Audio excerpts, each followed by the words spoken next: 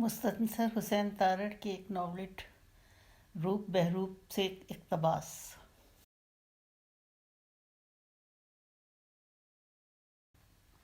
اس طلسم غار میں جب وہ پہلی بار اترا تھا تو اس نے ہر شے کو حیرت کی یادداشت میں نقش کر لیا تھا۔ نمائش شدہ اشیاء، پیراہنوں اور دیگر ڈرامائی لوازمات کی سجاوٹ اور ترتیب کو اپنے دھیان میں سجا لیا تھا، لیکن نانک شاہی سرخ اینٹوں کی دیوار کے قریب جہاں تاریکی گہری ہوتی تھی وہاں وہ سیاہ رنگ کا تابوت تو اسے دکھائی نہ دیا تھا۔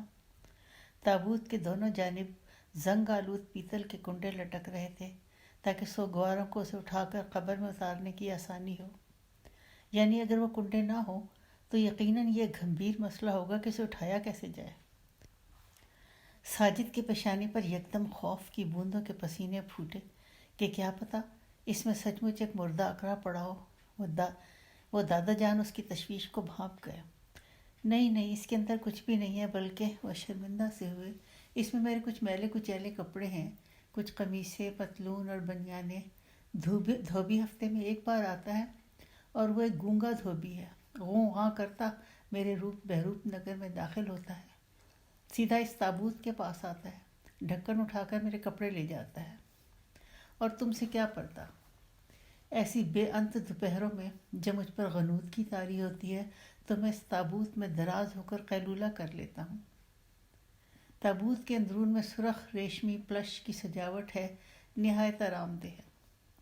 البتہ میں اس میں لیٹتے ہوئے احتیاط کرتا ہوں کہ کہیں کھلا ڈھکن دھم سے نہ آ گرے اور میں وہ کیا کہتے ہیں زندہ درگور نہ ہو جاؤں۔ تو بچے، اگر کبھی تم آؤ اور میں نہیں موجود تو مایوس ہو کے رخصت مت ہو جانا، تابوت میں جھانک لینا۔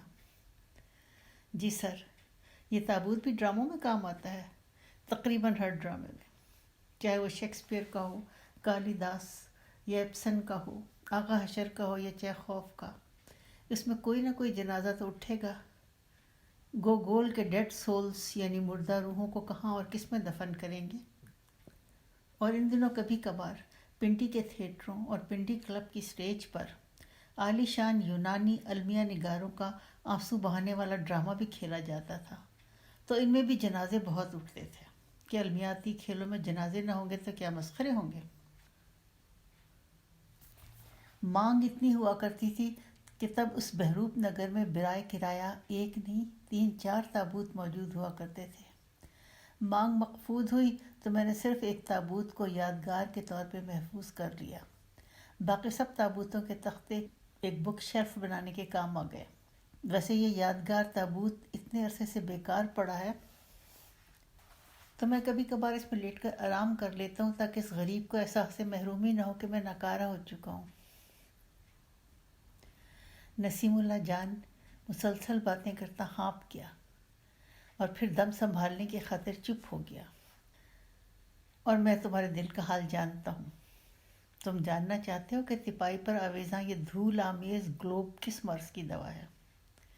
دیکھنے والی آنکھ نہیں ہے، اگر دیکھ سکے تو مستقبل کے منظر نقش دیکھ سکے۔ سر نسیم اللہ جان صاحب، ہیملٹ کے بیٹے صاحب، ساجد نے کھانس کر اپنے گلے میں سے ڈر کو خارج کرنے کی ناکام کوشش کی۔ یہ گلوب کس ڈرامے میں کام آتا تھا؟ اس کی آواز گھگھیائی ہوئی سی تھی۔ نصیب کے ڈرامے میں بچے، قسمت کے کھیل میں۔ اس کے بلوریں وجود میں مستقبل کی پرچھائیں پوشیدہ ہیں۔ دیکھنے والی آنکھ کو اگر انسان غور کرے تو مدھم کچھ نہ کچھ دکھائی دینے لگتا ہے۔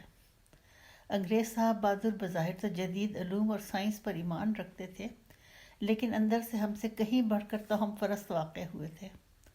سیڑھی کے نیچے سے نہیں گزرتے تھے، کالی بلی راستہ کاٹ جائے تو سفر منسوخ کر دیتے تھے، اور 13 کا ہنسا تو انہیں بچھو کی طرح کاٹتا تھا۔ شگونوں پر بھی یقین رکھتے تھے، غرض یہ کہ ہم سے بھی گئے گزرے تھے۔ ان زمانوں میں، بھلا کون سے زمانوں میں؟ پتہ نہیں جی۔ جن زمانوں میں سرکار برطانیہ کا اقبال بلند ہوا کرتا تھا اور اقبال شکوے پہ شکوہ کرتا جاتا تھا، تو ان زمانے میں یہاں راولپنڈی کی لال کرتی چھاؤنی میں ایک انگریزی میلہ تھا جسے وہ کارنیول کا نام دیتے تھے، برپا ہوا۔ گورا لوگوں نے اپنی میموں کے ہمراہ خوب ہلا گلا کیا اور ہم نیٹو لوگوں نے بھی خوب ہاؤ ہو کی تاکہ سرکار ہماری اطاعت سے متاثر ہو کر ہم پر مہربان ہو جائے۔ تو اس کارنیول کی سب سے بڑی کشش سلطنت برطانیہ کے شاہی تاج میں نصب ہندوستان کی ہیرے میں امپورٹ کی گئی رومانیہ کی ایک خانہ بدوش 12 من کی دھوبن تھی، جو قسمت کا حال بتاتی تھی۔ وہ ایک نہایت زرق برق خیمے میں براجمان، اپنے آگے ایک میز پر توازن کردہ کانچ کے گلوب، اور وہ یہی گلوب تھا۔ میں جھانک جھانک کر سامنے بیٹھے شخص کو آئندہ زمانوں کی خبریں بتاتی تھی۔ جو ہونے والا ہے اسے دکھائی دے جاتا تھا۔ نہ صرف گولا لوگ بلکہ ہم کالا لوگ بھی اس کے خیمے پر ٹوٹ ٹوٹ پڑے، اس کے گلوب پر لٹو ہو گئے۔ چونکہ وہ انگریزی سے نابلد تھی، اس لیے اشاروں کی زبان میں نصیب کے حال بتاتی تھی۔ ہر کوئی اس کے اشاروں سے اپنی تمناؤں کی شراب اپنی مرضی کے مطابق کشید کر کے خوشی خوشی گھر لوٹ جاتا۔ اور ہاں، وہ کسی کو بھی اس گلوب میں جھانکنے کی اجازت نہ دیتی تھی۔ کہتی تھی کہ بس یہ میری آنکھ ہے جو گلوب میں پوشیدہ آئندہ زمانوں کی سیر کر سکتی ہے۔ کارنیول کا اختتام ہوا تو میں نے بسد اصرار، جبکہ وہ رومانیہ واپسی کے لیے اپنا خیمہ سمیٹ رہی تھی، یہ گلوب مناسب قیمت پر حاصل کر لیا۔ میں نے سوچا کسی ڈرامے میں کام آ جائے گا۔ جستجو، تجسس اور جان لینے کے کینچوے اس کے نوخیز بدن کی حدت بھری سطح پر رینگنے لگے۔ کینچوے صرف پانیوں میں تیرتی مچھلی کو پھانسنے کے لیے کنڈی میں زبردستی پروئے نہیں جاتے، بلکہ کبھی کبھار کسی ہیجان خیز لمحے میں وہ کسی گدلے تالاب کی تہہ میں پوشیدہ جستجو کی مچھلیاں شکار کرنے کے لیے بھی اپنی من مرضی سے اپنی سرسراتی رینگتی جان کا نذرانہ بھی پیش کر دیتے ہیں۔ تو اس نے بے اختیار کہا، کیا میں اس گلوب میں جھانک سکتا ہوں؟ نہیں بچے، تمہیں کچھ نظر نہ آئے گا، ابھی تمہاری آنکھیں کچی ہیں، مستقبل کی پرکھ کرنے کے قابل نہیں ہیں، اور یوں بھی میں نہیں چاہتا کہ تم اپنی آئندہ زندگی ویران کر لو۔ مستقبل جان جاؤ گے تو جان سے جاؤ گے۔ بہتر ہے کہ بے خبری کے عالم میں مزے سے اونگتے رہو، جو ہونا ہے وہ ہو جائے گا۔ اگر جان لو گے تو عذابوں میں پڑ جاؤ گے۔ نہیں بچے، کیا آپ نے تو جھانکا ہوگا، کبھی کچھ دکھائی دیا؟ ڈونٹ بی پرسنل، یہ ایک ذاتی سوال ہے، ہو سکتا ہے اور نہیں بھی ہو سکتا۔ یہ دادا جی بڑے کائیاں تھے، نہ انکار نہ اقرار، گلوب کی مانند معاملہ گول کر گئے۔ 5 برس ہو گئے تمہارے پاکستان کو بنے، اور شاید 20 برس ہونے کا ہے اس کارنیوال کو جو ہوا تھا۔ اتنے برسوں پہ اس تپائی پر بڑا دھول جمع کرتا رہا، کسی ڈرامے میں کام نہ آیا۔ اتنی برساتوں کے بعد مجھے محسوس ہوا کہ اس سطح پر دھول کے علاوہ کائی پھوٹ چکی ہے، اندھا سا ہو چلا ہے۔ کیا جانے اس کے بھیتر میں آئندہ زمانوں کی جو تصویریں لوح محفوظ کی مانند تھیں وہ بھی بجھ چکی ہوں، اوجھل ہو گئی ہوں۔ باہر غار کے دہانے کے باہر راجہ بازار میں وہی دوپہر اتری ہوئی تھی، نہ ڈھلتی تھی، نہ اس کی شدت میں غروب کے کچھ آثار تھے، ٹھہری ہوئی تھی۔ کیا میں تم سے پوچھ چکا ہوں؟ اگر پوچھ چکا ہوں تو پھر بھی بھول گیا ہوں، دوبارہ پوچھتا ہوں، لاہور سے آئے ہو؟ کیوں آئے ہو؟ ساجد بھی بھول چکا تھا کہ میں اپنی روداد بیان کر چکا ہوں یا نہیں۔ بہرحال دوبارہ یا شاید پہلی بار ہی بیان کر دی کہ خالو جان قبلہ کسی کاروباری سلسلے میں لاپتہ سے ہو گئے ہیں۔ امی نے کہا تھا، ہائے ہائے میری چھوٹی بہن اس حویلی نما گھر میں اکیلی رہتی ہے جہاں راتوں کو ہندوؤں کی روحیں مٹر گشت کرتی ہیں، تو جاؤ، تمہیں اسکول سے بھی چھٹیاں ہیں۔ تو میں آ گیا۔ اس نے زیب داستاں کے لیے درگا دیوی کے اخراج کا قصہ بھی بیان کر دیا۔ باہر دوپہر کی حدت کے سلگتے خیمے اب تک قائم تھے۔ اسے یکدم اس خدشے نے گھیرا کہ خالہ میں قیلولہ کرنے کے بعد اگر بیدار ہو گئیں اور اسے نہ پایا تو کہیں وہ اس کی تلاش میں گھر سے نکل نہ آئیں۔ میں چلتا ہوں جناب، وہ اٹھ کھڑا ہوا۔ مجھے بھی نیند آنے لگی ہے۔ میں اس سیاہ تابوت میں استراحت فرما کر اپنی کمر سیدھی کروں گا اور بعد از موت کے ممکنات پر غور کروں گا۔ جاتے جاتے اس نے ایک نگاہ قسمت کے گلوب کی جانب ڈالی اور یوں جانیے کہ واپس نہ آئی، شکار ہو گئی۔ وہ گلوب کانچ کا نہ تھا، لچکیلے بدن والا کوبرا تھا جو پن پھیلائے اپنی مہین آنکھوں سے اسے مفلوج کر رہا تھا اسے شکار کرتا تھا۔ وہ جیسے حنوط ہونے کو آیا، بمشکل زبان کھولی۔ سر، کیا صرف میں ایک لمحے کے لیے اس میں جھانک سکتا ہوں پلیز؟ بچے، بس اب چلتے پھرتے نظر آؤ، مجھے نیند کرنی ہے۔ یہ کائی زدہ زنگ آلود ہو چکا ہے۔ کیا تم نے کبھی سنا ہے کہ کانچ پر سبزہ اگایا ہو؟ اسے زنگ لگ گیا ہے، اس پر لگا، اس کا شیشہ اندھا ہو چکا ہے۔ جھانکنے سے کچھ حاصل نہیں، کیسے کچھ سجھائی دے گا؟ نہیں دکھائی دے گا۔ اب جاؤ بچے۔ ایک اور بے انت، بہت ٹھہری ہوئی، سلگتی، نہ گزرنے والی دوپہر تھی جب اسے روپ بہروپ نگر کا خیال آیا۔ وہ سب لبادے، پوشاکیں اور پیرہن، نقاب اور ہتھیار جو ایک شب اس کے خوابوں میں پرواز کرتے اسے پریشان کرتے تھے، روپ بہروپ کی نیم اندھیاری گھپا میں دیواروں پر مردہ حالت میں آویزاں تھے۔ سر نسیم اللہ جان صاحب، ہیلو، اس نے سرگوشی کی۔ غار کے اندر ایک قبرستان کی خاموشی ٹھہری ہوئی تھی جس میں اس کی سرگوشی گونج گئی۔ کوئی جواب نہ آیا۔ ہیملٹ کے بیٹے صاحب، اس نے پکارا، پھر بھی اس ملگجی اندھیرے میں سے کوئی جواب نہ آیا۔ اگر دکان چوپٹ کھلی تھی تو نسیم اللہ جان تو اندر کہیں نہ کہیں تو ہوں گے۔ سر، اس نے پھر جھجکتے ہوئے ایک اور سرگوشی کی، اور تب وہ سرخ اینٹوں والی دیوار کے قریب ہوا تو اسے ہلکے پھلکے نابالغ نوعیت کے خراٹوں کی آواز آئی۔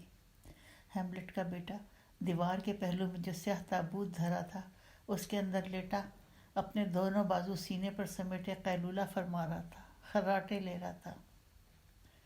وہ اس کے آرام میں مخل نہیں ہونا چاہتا تھا۔ اس نے واپس جانے کا ارادہ کر لیا، پھر کسی دوپہر آ جاؤں گا۔ واپس ہونے کو تھا جب اس کی نگاہ تابوت کے برابر میں تپائی پر دھرے قسمت کے گلوب پر پڑی۔ وہ ٹھہر گیا، ڈرا نہیں، تجسس اس پر غالب آ گیا۔ اس میں جھانکنا چاہیے، یہ اطمینان کرنے کے لیے کہ نسیم اللہ جان تابوت میں لیٹ کر اگر ہلکے ہلکے خراٹے لے رہا ہے تو کہیں ادائے کاری تو نہیں کرنا۔ میں اس گلوب کے بلور پر جھکوں تو وہ یکدم ایک ڈریکولا کی مانند آنکھیں جھپک کر اٹھ نہ بیٹھے اور وہ رنگے ہاتھوں پکڑا نہ جائے۔ اس نے تابوت کے قریب ہو کر اس کے اندر دیکھنے کی کوشش کی۔ نسیم اللہ جان تقریباً مرا پڑا تھا۔ تابوت کے مستطیل سیاہ چوبی دہن کی قبر میں وہ واقعی منہ کھولے خراٹے لے رہا تھا۔ اس کی ناک میں سے امنڈتے ہوئے جنگلی بال جو کبھی نوچے نہ گئے تھے، خراٹوں کے خروج کے زور سے سیدھے ہو کر ناک سے باہر سرسراتے تھے۔ اس کا دم اندر ہوتا تو وہ ساکت اور مردہ ہوتے، دم نکلتا باہر آتا تو وہ سمپولیوں کے مانند سرسرانے لگتے۔ وہ نیند کی عارضی موت میں اتر چکا تھا۔ وکٹورین کرسی کو بہت احتیاط سے سرکاتا وہ اس تپائی کے نزدیک ہوا۔ بلور کی قسمت کا حال حویدا کرنے والے وہ گلوب اس کے درمیان میں بے جان پڑا تھا۔ آگے ہو کر وہ اس پر جھکا، جھانکنے کے لیے تو اس کی ناک میں سے خارج ہونے والے سانس کی مدھم پھونک سے گلوب کی سطح پر جمی ہوئی گرد کی تہ ذرہ ذرہ بکھر گئی۔ گلوب کی سطح قدرے نکھر کر شفاف ہو گئی۔ اس کی گولائی کے اندر سوائے گولائی کے اور کچھ نہ تھا۔ وہ اپنے لڑکپن کے بھول پن میں نسیم اللہ جان ہیملٹ جونیئر کی لچھے دار گفتگو کے فریب میں آ گیا تھا۔ ویسے آ تو گیا تھا، پر پھر بھی اس کے دل میں خود بت تھی۔ کیا پتا، ممکن تو نہ تھا کہ مستقبل میں جو کچھ ظاہر ہوگا، آنے والے دنوں کی شکلیں اس میں جھانکنے سے نظر آنے لگیں، پر کیا پتا یہ واردات کہ اس گلوب میں جو ہونے والا ہے اس کی تصویر دکھائی دینے لگے، دھوکہ دہی کی واردات ہو، پر کیا پتا۔ ویسے اس خانہ بدوش عورت کو بھی کہاں کچھ نظر آتا ہوگا۔ ان زمانے کے بھولے لوگوں سے پیسے بٹورنے کی واردات تھی۔ یہ جو سراب تھا کہ اس گلوب میں آئندہ کے زمانے دیکھے جا سکتے ہیں، وہ خانہ بدوش دعویٰ کرتی تھی نا، تو وہ کیوں اور کسی کو گلوب میں جھانکنے کی اجازت دیتی؟ بھید جو کھل جاتا۔ چھوٹے ہیملٹ کے خراٹے بدستور مدھم خارج ہو رہے تھے، بلکہ اب وہ بمشکل سنائی دیتے تھے، جیسے اس کے بدن کے اندر خراٹوں کا جتنا خزانہ تھا وہ خالی ہوتا جاتا تھا۔ گلوب کا اندرون بدستور کانچ کے اندھیارے پر میں ڈوبا ہوا تھا۔ مایوس ہو کر کرسی کے دونوں بازوؤں پر کونیاں ٹکا کر وہ اٹھنے کا تھا جب اسے خیال آیا کہ خانہ بدوش عورت اس گلاب میں صرف جھانکتی نہ تھی، پہلے اس کی گولائی کو ہتھیلیوں میں تھام کر جیسے کسی محبوب کا چہرہ تھاما جاتا ہے، رخساروں پر ہاتھ رکھتے ہیں، وہ پیار سے اس کی گلائی کی ہتھیلیوں کو محرابوں میں حصار کرتی تھی۔ شاید یہی عمل گلوب کے اندر پوشیدہ آئندہ زمانوں کو نیند سے بیدار کرتا ہو۔ وہ پھر بیٹھ گیا، گلوب کو اپنی ہتھیلیوں کے آغوش میں لے کر انہیں بلوری سطح پر ہولے ہولے پھیرا۔ کچھ بھی نہ ہوا۔ وہ جھنجھلا گیا۔ جی تو یہی چاہا کہ اس فریب کے گولے کو اٹھا کر زمین پر پٹخ دے، اور پٹخ بھی دیتا اگر اس کے کرچی کرچی ہونے کی چھنک سے جونیئر ہیملٹ کے یکدم خواب خرگوش سے ہڑبڑا کر بیدار ہونے کا احتمال نہ ہوتا۔ وہ دوبارہ اٹھنے کے ارادے میں تھا جب اسے شائبہ سا ہوا۔ گلوب کے اندر جو اندھا پن بدستور تھا، اس کے سیاہ بادل سرکتے سے ہیں۔ یہ بھی نظر کا دھوکہ ہو سکتا ہے۔ وہ غور کرنے کے لیے، کیا وہ واقعی سرکتے ہیں یا یہ اس کا واہمہ ہے کہ وہ سرکتے ہیں؟ گلوب کی سطح کے اس قدر قریب ہوا کہ اس کی ناک اسے چھونے کو آئی۔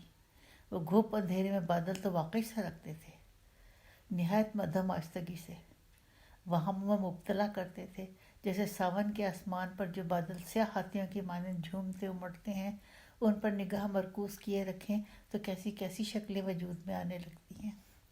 تصور کی پیروی کیجیے تو جو من چاہے متشکل ہونے لگتا ہے۔ ذہنی اختیار کی کوئی بھی صورت ان بادلوں میں تصویر ہونے لگتی ہے۔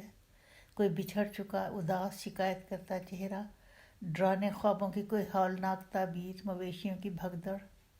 ایسے اس کی آنکھوں تلے اس گلوب میں حرکت کرتے بادلوں میں سے عجب انجانی صورتیں، خون آلود برگ و بار، اندیکھے منظر ظاہر ہوتے دکھائی دینے لگے۔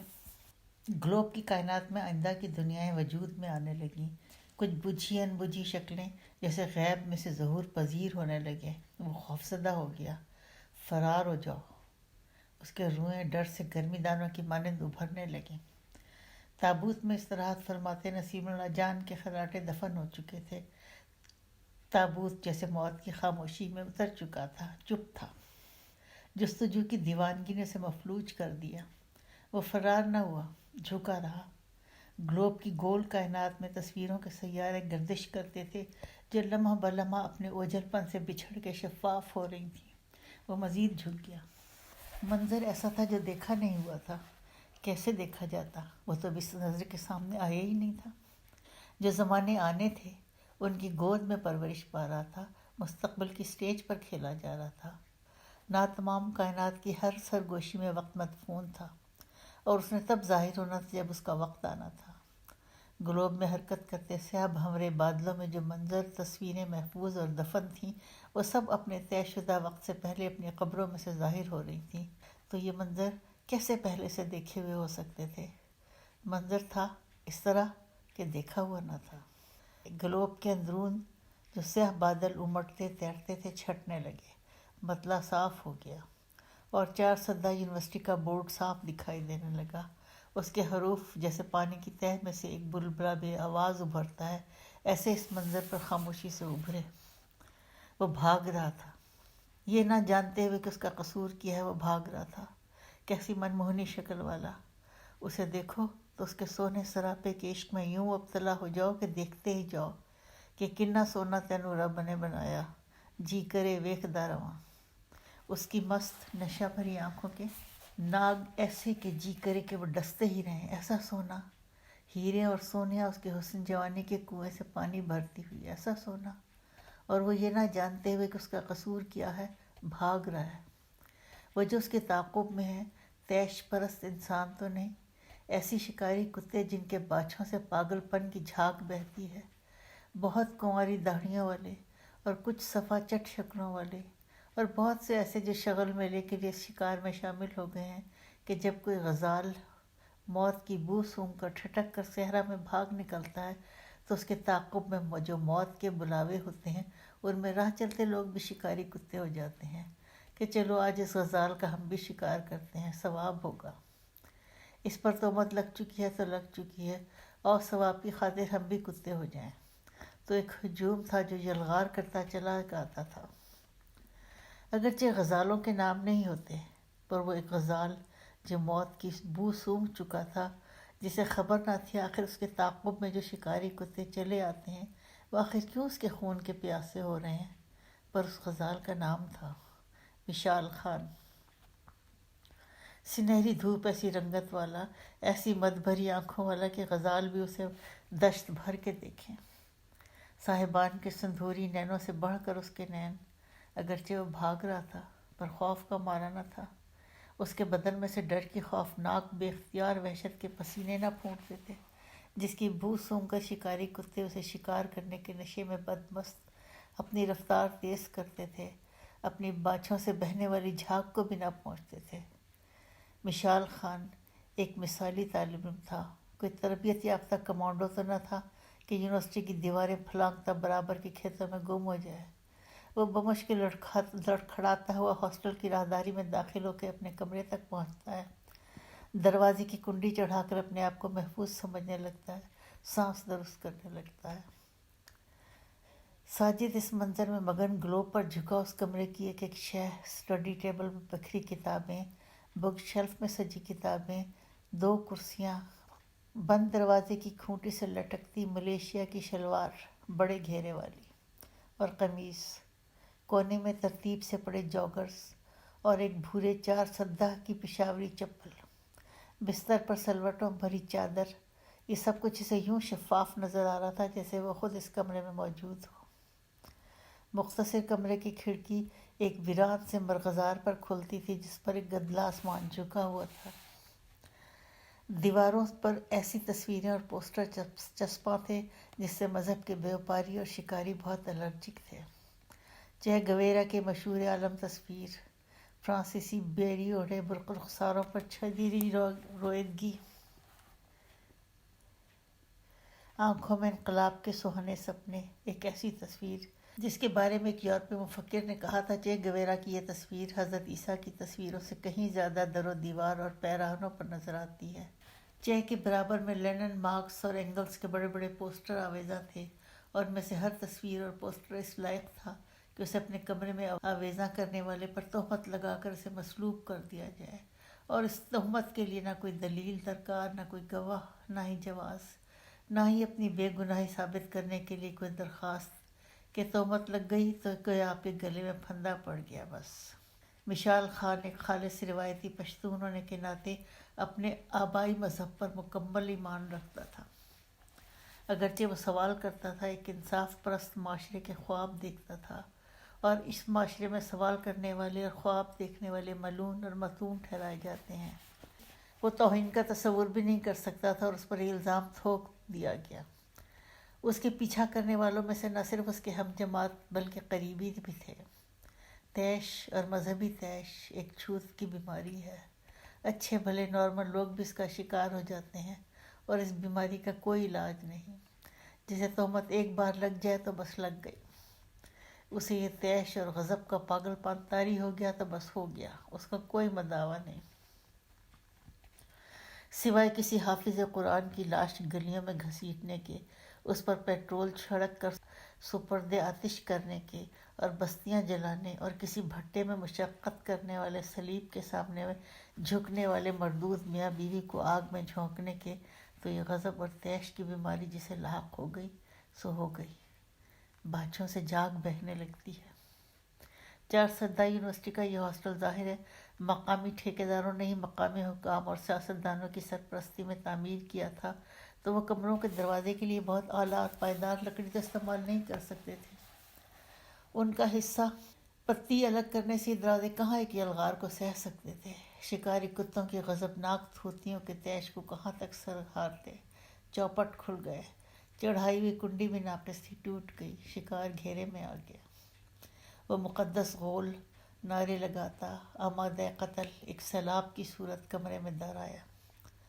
آمادہ قتل، جیسے امیر حمزہ کے قتل پر آمادہ، وہ اپنا بھالا توازن کرتا وحشی، جیسے حمزہ کی لاش سے اس کا امیر شہداء کا کلیجہ نوچ کر چباتی نکلتی ہندا، جیسے حسین کے سینے میں اترتی شمر کی تلوار، عثمان کی گردن میں گھونپا جانے والا خنجر، جیسے ایک اور کربلا میں سینکڑوں اسکول کے بچوں کے سروں میں داغی جانے والی گولیاں۔ آمادہ قتل، وہ اس پر پل پڑے، وہ جس کی من موہنی شکل پر ہیرے نثار ہوں، سونیاں نچھاور ہوں، اسے انہوں نے بھنبوڑ ڈالا۔ کسی نے اس کے سر پہ ایک آہنی وار کیا تو سر میں ایک دڑار آ گئی جس میں سے لہو کا ایک فوارہ یوں ابلا کہ شکاری کتوں کی تھوتنیاں اس کی سرخی میں لتھڑ گئیں۔ خون کی بو سونگھ کر وہ غول مزید غضبناک ہوا۔ دانت نکوستے، غراتے، اس پر تہمت کا بہتان باندھتے، اپنے اپنے حصے کا خراج وصول کرتے اس پر پل پڑے۔ اس کے لہو کے جو فوارے چھوٹے، ان کی زد میں دیواروں پر آویزاں چے گویرا، مارکس اور لینن وغیرہ کے پوسٹر بھی خون تھوکنے لگے۔ چے گویرا کی آنکھیں ایک زخمی کبوتر کی مانند لال ہو گئیں۔ لینن اور مارکس کی داڑھیاں خون سے نچڑنے لگیں۔ اس بھنبوڑنے، نوچنے اور جھریوں کے بھونکنے سے وہ چھیدا گیا۔ وحشت، جاہلیت اور تنگ نظری کی سب عقیدے کے زہر میں بھگوئی ہوئی برچھیاں اس کے بدن میں اترتی گئیں، اور ہر برچھی کی زہریلی نوک جب اس کے بدن میں داخل ہوتی تو وہ پھڑکتا، پانی سے باہر پھینکی گئی ایک مچھلی ہو جاتا، بھڑکتا۔ جان آسانی سے تو نہیں نکلتی۔ منہ کھولے ہوئے، چھیدا ہوا، اپنے لہو میں حلاج کی مانند نہایا ہوا، آگاہ بھی تھا اور نا آگاہ بھی کہ میرے ساتھ یہ کیا ہو رہا ہے۔ بن جل کی ایک مچھلی، کسی برچھی یا خنجر کی نوک اس کے اندر اترتی، باہر آتی، گویا اس کی جان کی دھجی دھجی ادھڑتی، پھڑپھڑاتی باہر آتی۔ پھڑکتے ہوئے جان نکلنے میں دشواریاں بے شمار تھیں، تو یہ زندگی کیا تھی؟ وہ اتنا شرمیلا تھا کہ تن سے کپڑے اتارتا، جھجکتا کہ کہیں کوئی دیکھ نہ لے۔ اور یہ زندگی کیا تھی کہ وہ برہنہ پڑا تھا۔ انہوں نے اس کے پیرہن کو لیر لیر کر دیا تھا، نوچ نوچ کر اسے ننگا پتنگا کر دیا تھا، کہ جب کہ جان اٹک اٹک کر جیسے کانٹوں پر اٹکتی، ہونکتی ہی نہ تھی۔ ایک پرندہ حیا کا نازل ہوا، آنکھوں میں شرم لیے اترا، فریاد کو نہ ہوا کہ میرا عیب برہنگی ڈھانپ دو، مجھے ننگا مت کرو، میں حیا کا پنچھی ہوں، مجھے باپ پردہ کر لو۔ اس کے اپنے بس میں تو نہ تھا کہ وہ اپنے بدن سے نوچے گئے پیراہن کی وہ دھجیاں جو اس کے برابر میں پڑی تھیں انہیں سمیٹ کر اپنے آپ کو ڈھانپ سکے، اور ہر دھجی پر اس کی تمناؤں اور روشن مستقبل کے زمانوں کے سورج غروب ہو رہے تھے۔ خواب گھپ اندھیروں میں ڈھلتے جاتے تھے کہ جب مرگ کا لمحہ وارد ہوتا ہے تو جان بعد میں جدا ہوتی ہے اور آنکھوں کے دیے پہلے بجھ جاتے ہیں۔ موت اگرچہ پاؤں کی انگلیوں میں سرایت کرتی ہے، پھر دھیرے دھیرے بدن کو مفلوج بلکہ مردہ کرتی ہے، قلب تک آتی ہے، اور جب وہ تھم جاتا ہے تب وہ دماغ کا رخ کرتی ہے۔ سب سے آخر میں دماغ مردہ ہوتا ہے، اور مردہ ہونے کے آخری لمحوں تک سوال پوچھتا رہتا ہے۔ اسی لیے تو حکم ہے کہ مردہ شخص کے سرہانے واویلا نہ کرو، آہوزاری گریہ مت کرو، کیا پتہ دماغ ابھی تک زندہ ہو۔ تو مشال خان کے دماغ کے خلیے اور ہر خلیہ فہم، دانش اور حسن کا چراغ تھا۔ یہ چراغ بجھتے جا رہے تھے، ایک ایک کر کے مردہ ہوتے جا رہے تھے، لیکن وہ خلیے جن میں زندگی کی آخری رمق موجود تھی، اس کی کینوس پر تصویریں نقش ہوتی جاتی تھی۔ بہت دن ہو گئے تھے ماں کے گلے لگے، اس کے دوپٹے پہ ناک رکھ کر اس کی وہ مہک سونگھے جس میں کچے دودھ کی خوشبو تھی۔ اس نے اگلے ویکینڈ اپنے آبائی گاؤں جانا تھا، ماں سے ملنا تھا، مگر یہ کیسی ٹھنڈک رگ و پے کو سرد کیے جاتی ہے کہ ماں کی آغوش کی گرمی بھی زائل ہوتی جاتی ہے۔ اپنے دیس کے لیے سرشاری اور انصاف پر مبنی آرزوؤں کی دیویاں منہ کے بل گرتی چلی جاتی ہیں۔ وہ سرکٹی مرغی کی مانند اب بھی وقفوں کے ساتھ پھڑکتا تھا۔ ملون مرتا ہی نہیں، اس کی پھڑکاہٹ نزا کے عالم میں رک رک کر پھر سے پھڑکنے والے لب تو خون آلود ہو چکے تھے، چیتھڑا گوشت ہو چکے بدن میں کسی ایک صاحب ایمان کی شلوار سے اڑسے ہوئے پستول کی متعدد لگاتار گولیاں گرم گرم سلگتے لوہے کی مانند اتریں تو اس کے بدن نے گویا ایک جست بھری، اچھلا اور پھر ٹھنڈا ہو گیا۔ ملون مر گیا، ذرا چیک کر لو۔ پھڑکتا نہیں، جان نکل گئی ہے، جہنم رسید ہو چکا۔ کوئی بھیڑیا غرایا، اوئے ننگا پڑا ہے، اس کا سطر ڈھانپ دو، شریعت کی پابندی لازم ہے۔ شکاری کتے ہانپ رہے تھے، تھک چکے تھے۔ اس کا کرنا کیا ہے؟ کھیتوں میں پھینک دیں، چیلوں اور کووں کی ضیافت ہو جائے گی۔ ان میں سے ایک جو بزدل سا پلہ تھا، جوش اور ولولے نے اسے بھی بالغ شکاری کتا کر دیا تھا، تو کہنے لگا کیا یہ جائز ہے؟ دفن نہ کر دیں؟ وہ بھیڑیا پھر سے ہو رہا ہے، اس پلون کو تو زمین بھی قبول نہیں کرے گی، میرے پاس بندوبست ہے۔ اس نے اپنے نیفے میں ارسی منرل واٹر کی ایک بوتل نکالی جس میں وضو یا طہارت کے لیے پانی نہ تھا، پیٹرول تھا۔ مشال خان کی ادجلی مسخ شدہ لاش کو اس کے باپ نے اپنے ہاتھوں سے نہلایا دھلایا، پانی سے نہیں، اپنے آنسوؤں سے۔ ایک ایک زخم کو بہت چوما۔ بیٹے کے ٹھنڈے ہو چکے خون کے ذائقے اس کی زبان پر آئے، اور یہ ذائقے اجنبی کہاں تھے، اس کے اپنے خون کے تھے۔ مفتیان حرم اس کا جنازہ پڑھنے سے انکاری ہو گئے۔ شہر کے بھی لوگ امنڈ آئے کہ اسے ہمارے قبرستان میں دفن نہیں ہونے دیا جائے گا، مرتد ہے۔ تب شنید ہے کہ اس کے کچھ دوست اور رشتہ دار چلے آئے، مسلح چلے آئے۔ وہ مرنے مارنے پر آمادہ تھے، ہم اسے قبر میں اتاریں گے، اس کا جنازہ ہم پڑھیں گے۔ مفتیان حرم تتر بتر ہو گئے اور شہر کے لوگ منتشر ہو گئے۔ وہ خاک نشیں تھا، رزق خاک ہوا۔ ساجد کا کوڑا اور کچا بدن گلوب کی گولائی میں حرکت کرتے مناظر کی تاب نہ لے کر بے اختیار مرغی کے ایک مریض کی مانند لرزتا، گلوب پر جھکی اس کی آنکھیں قریب المرگ تتلیوں کی مانند پھڑپڑاتی تھیں، اور ان میں سے پھوٹتے آنسوؤں کے جھرنے گلوب کی بلوری سطح پر گرتے تھے۔ اس کی جمی دھول پر جب کسی آنسو کی بوند گرتی تھی تو اس میں سے لہو کی بو آتی۔ اس کا بس چلتا تو وہ گلوب کے گولے کے اندر داخل ہو کر مشال کے آگے ایک ڈھال ہو جاتا۔ پر یہ تو آئندہ زمانوں میں ہونے والا تھا، ایک سراب ہی ہوگا۔ حقیقت کیسے ہو سکتی ہے؟ ایسا کیسے ہو سکتا ہے؟ یہ گلوب دروغ کو ہے، مجھے بہکاتا ہے، نظر کا دھوکہ ہے، محض ایک فریب ہے۔ اس نے آپ ہی ڈھارس بندائی، لرزش میں کچھ کمی ہوئی۔ نسیم اللہ جان اپنے ذاتی سیاہ تابوت میں گھوک سویا ہوا تھا، اور باہر راجہ بازار میں اترتی ہوئی دوپہر ڈھلنے لگی تھی، اور یہ بھی ایک ایسا ہی منظر تھا، گلوب کے اندرون میں ظاہر ہوتا، جو دیکھا ہوا تو نہ تھا۔ وہ دونوں میاں بیوی تھے، بھٹا مزدور، اینٹیں ڈھالنے والے۔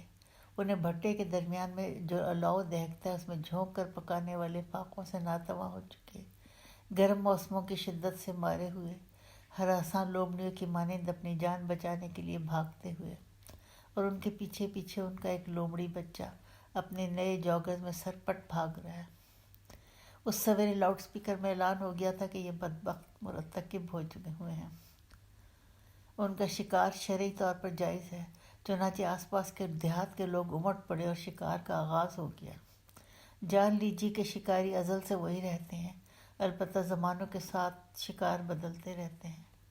چنانچہ وہ لومڑیاں ہیں جن کے تعاقب میں شکاری کتے زقنتے بھرتے چلے آ رہے ہیں، اور ان کے پیچھے ایک لومڑی بچہ جو نہیں جانتا وہ کیوں بھاگ رہا ہے، گرتا پڑتا چلا آتا ہے، صرف اس لیے بھاگ رہا ہے کہ اس کی ماں بھاگ رہی ہے، جس کی چھاتیوں میں سے ابھی تک دودھ رس رہا تھا جو اس نے آج سویرے پیا تھا، اور باپ تھا جس نے خود بھوکا رہ کے اس کے لیے ذرہ ذرہ جمع کیا تھا تاکہ اس کے لیے وہ سرخ رنگ کے چینی جوگرز خرید سکے جو اس نے پہن رکھے تھے۔ اس نے ان جوگرز کی لاج رکھنی تھی، آج ان کا امتحان تھا۔ وہ کیسے ایک اشتعال برے شکاری کتوں کے ہجوم کے آگے آگے اپنے ماں باپ کے پیچھے پیچھے بھاگ سکتا ہے۔ جوگرز مینوفیکچر کرنے والے لوگ نہیں جانتے کہ جوگر صرف سیر کرنے اور جاگنگ کرنے کے لیے نہیں استعمال ہوتے، یہ کتوں سے اپنی جان بچانے کے لیے بھی کارآمد ثابت ہو سکتے ہیں۔ شکاری تو سر پر آن پہنچے، اور جاگرز بھی عین موقعوں پر دغا دے گئے۔ ماں باپ نے پلٹ کر دیکھا بھی نہیں کہ وہ آ رہا ہے یا نہیں۔ ماما ماما اس نے دہائی دی، اس نے پاپا کو بھی پکارا۔ اینٹوں کے بھٹے میں اینٹیں ڈھالنے، جوڑنے اور انہیں آگ میں پکانے کے مختلف مراحل ہوتے ہیں۔ ہر بھٹے میں کچی اور گیلی اینٹوں کو پکانے کے لیے کہہ لیجیے کہ زیر زمین ایک دہکتا ہوا تندور ہوتا ہے جس میں ہر ایک شے کو بھسم کر دینے والا الاؤ بھڑکتا ہے، جسے ایک آہنی ڈھکن سے ڈھانپا جاتا ہے کہ اس کے اندر آتش کی تپش، لوہے کو بھی پگھلا دینے والی تپش ایسی ہوتی ہے کہ اگر کوئی اس میں یوں ہی جھانکے تو اس کی پلکیں جل اٹھیں، سر کے بال سلگنے لگیں، چہرہ لاوے کی مانند بہہ نکلے۔ ان دونوں کو ہانک کر اس بھٹی تندور کی جانب لے جایا گیا، جیسے شکار کے دوران ڈھول بجا کر جانور کو اس جانب ہانکا جاتا ہے جہاں شکاریوں کی صورت میں موت نظر آتی ہے۔ آہنی کنڈوں سے ڈھکن کو دھکیل کر پرے کیا گیا، پھر ان دونوں کو بھٹی کی آتش فشاں میں دھکیل کر جھونک دیا گیا، جیسے گنے کے رس سے لبریز کڑاہ تلے جلتی آگ کو آگ بھڑکانے کے لیے اس میں کپاس کے بوٹوں کی خشک ہو چکی ٹہنیاں جھونکی جاتی ہیں۔ اگر وہ آتش نمرود ہوتی تو شاید آل ابراہیم کا کچھ لحاظ کرتی، پر یہ آتش نمرود تو بڑے مذہب کے خداؤں نے سلگائی تھی، تو اس آگ کو ٹھنڈا کون کرے؟ کوئی کسی بھی ایسے شکاری کے بھیڑیے کو جو اپنے تئیں خدا بن بیٹھا تھا، یہ خیال ہی نہ آیا کہ آس پاس صرف ایک جوگر والا ان کا ایک بچہ بھی ہو سکتا ہے، ورنہ اسے بھی ایک جھونگے کے طور پر اس میں جھونک دیا جاتا کہ رواج ہوا کرتا تھا کچھ خریداری کیجیے، اس کے ہمراہ اسی جنس کی ایک مٹھی مفت میں جھونگے کے طور پر بھی مل جایا کرتی تھی۔ جنس جھونکی جا چکی تھی، لیکن اس کے عوض الاؤ کا ایک جوگر والا جھونگا بھی نہ مل سکا، کسی کو خیال ہی نہ آیا۔ ان کے بھسم ہونے پر کچھ شور و غوغا نہ ہوا، ایک چٹاخ سی ہوئی، اور وہ بھی کہاں سنائی دی، جیسے شعلے کی لپک کی زد میں ایک پتنگا آ جائے تو کیا وہ تڑپتا ہے، پھڑکتا ہے؟ نہیں، آنکھ جھپکنے سے بیشتر راکھ ہو جاتا ہے۔ اگر سنائی دے تو ایک مدھم سی چٹاخ کا شائبہ ہوتا ہے۔ تو اچھا ہوا وہ اپنے ایک جوگر پر لنگڑاتا پیچھے رہ گیا تھا۔ تم قتل کرو ہو کہ کرامات کرو ہو، نہ دامن پہ کوئی داغ، نہ خنجر پہ کوئی خون، سب کے سب اپنے پاک دامن سنبھالتے اپنا فرض ادا کر کے رخصت ہوئے، اور اپنے مقدس پیشانیوں سے سجدہ ریز ہو کر شکر بجا لائے کہ وہ سرخرو ہوئے، اور باقی رہ گیا ایک جوگر والا بچہ، اور باقی رہے نام اللہ کا۔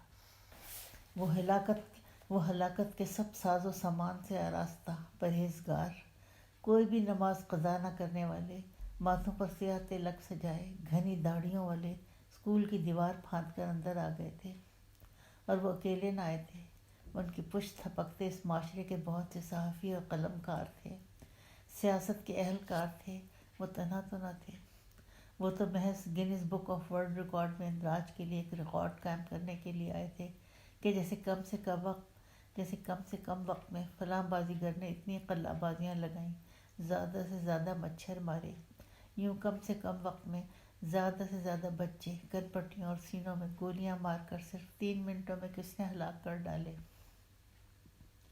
اور جو ریکارڈ قائم ہوا وہ رہتی دنیا تک ٹوٹنے والا تو نہ تھا۔ بچے فوارے ہو گئے، جن کے رخساروں پر ابھی تک ماؤں کے بوسوں کی حدت دہکتی تھی، وہ سب کے سب فوارے ہو گئے، اور فوارے بھی لہو کے اتنے کثیر کے شالیمار ہو گئے۔ کن پٹیوں اور نازک ملوک سینوں پہ جو گرم سیسا داخل ہوا اس نے چھید کر ڈالے، اور ہر چھید میں سے لہو یوں چھوٹتا تھا کہ آسمانوں تک جاتا، عرشیں بری پر دستک دیتا تھا کہ در کھول دو، کربلا کے کچھ مزید شہید آئے ہیں، حوض کوثر کو خبر کر دو پیاسے آئے ہیں، ساقی کوثر کو خبر کر دو فریادی آئے ہیں کہ تمہارے نام لیوا جو تھے انہوں نے یزید اور شمر کا روپ دھار لیا ہے۔ گلوب کے شفاف بلوری سطح پر بوندیں گرتی تھیں، ہولے ہولے پھسلتی تھیں، اور ان سینکڑوں قبروں میں جذب ہوتی تھیں، ان میں اس کی اپنی قبر بھی تھی۔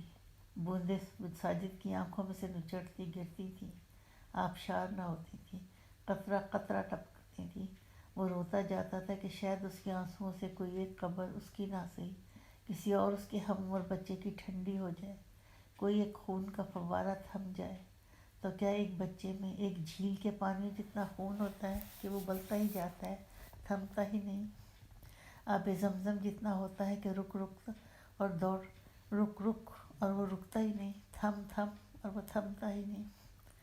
وہ یوں ہچکیاں بھرتا سبکیاں لیتا کبھی رویا ہی نہ تھا، یوں بوند بوند قطرہ قطرہ آنسو نہ بہائے تھے کہ وہ ماں باپ کا خالہ امی کا انوکھا لاڈلا تھا۔ ڈانٹ تو کبھی کبھار پڑ جاتی تھی، پر اس کے رخساروں پر کبھی کسی معمولی سے تھپڑ کے نشان بھی نہ اترے تھے، اس نے تو رونے کی پریکٹس ہی نہیں کی تھی۔ ان سب کے لیے رویا، اتنا رویا، ماں مجھے آراستہ کرو، کپڑے پہناؤ جیسے یہ آخری بار ہے، ماں مجھے اپنا آخری دودھ پلا دو ماں۔ اس کے لرزتے ہونٹوں میں آنسوؤں کا نمک گھل رہا تھا۔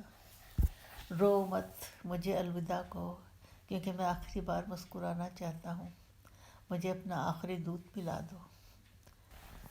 ساجد، کوئی دور کی آواز تھی، اس کے کندھے پر ایک ہاتھ تھپکی دیتا تھا۔ ساجد بیٹے۔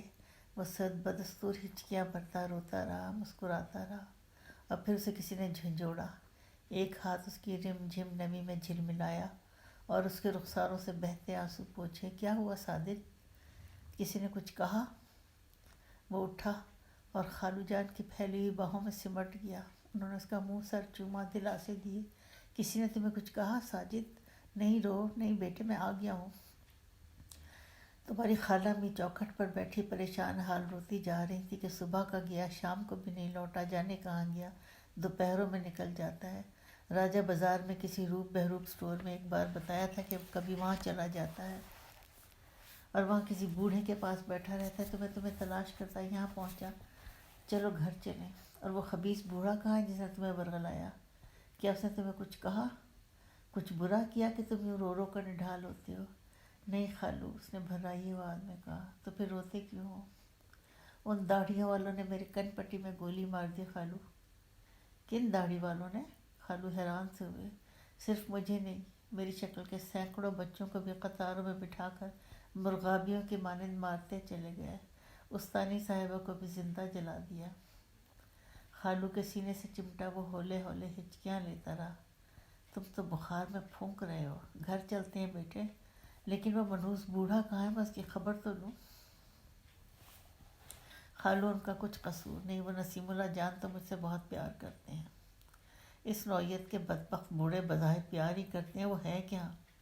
وہ اس سیاہ تابوت میں دوپہر کی نیند لے رہے ہیں خالو۔ خالو جان اس تابوت کے قریب جاتے ہوئے کچھ جھجک سے گئے۔ باہر شام اتر چکی تھی اور اس کی سیاہی اس گپھا میں سرایت کرتی ایک ڈراؤنی تاریکی میں گھل رہی تھی۔ خالو نے دل کڑا کر کے تابوت میں جھانکا۔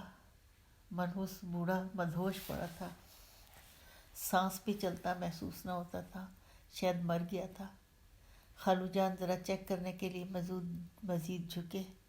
عین اس میں اس مردہ دکھتے بوڑھے کا منہ ایک غار کی مانند کھلا، نرخرے لرزے اور ان میں سے ایک دلدوز خراتا خر کرتا یوں برآمد ہوا کہ اس کی شدت سے نہ صرف اسٹور کی دیواروں پر آویزہ پیراہن اور ڈرامائی ملبوسات لرزے بلکہ چڑیلوں اور مسخروں کے نقاب بھی کھی کھی کر کے دانت نکالنے لگے۔ خالو جان بجا طور پر دہل گئے اور اس کا ہاتھ تھام کر کہنے لگے، بیٹے اس آسیب زدہ اسٹور سے نکل چلیں۔ میرا خیال ہے کہ بڈھا مرنے والا ہے، اسے کس نے دفن کرنا ہے؟ اس منحوس کی لاش کو انشاءاللہ گدھ ہی نوچ کھائیں گے، نکل چلیں۔